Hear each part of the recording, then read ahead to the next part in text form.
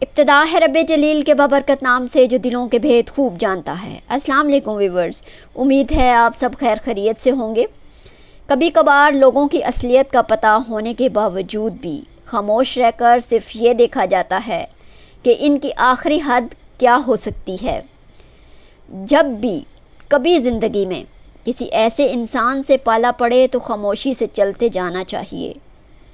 نظروں سے تو وہ پہلے ہی گر چکے ہوتے ہیں، دماغ سے نکالنے کے لیے ان کی آخری حد دیکھنا بہت ضروری ہے، تاکہ زندگی میں دوبارہ کسی اور کی مکاریوں سے بچا جا سکے۔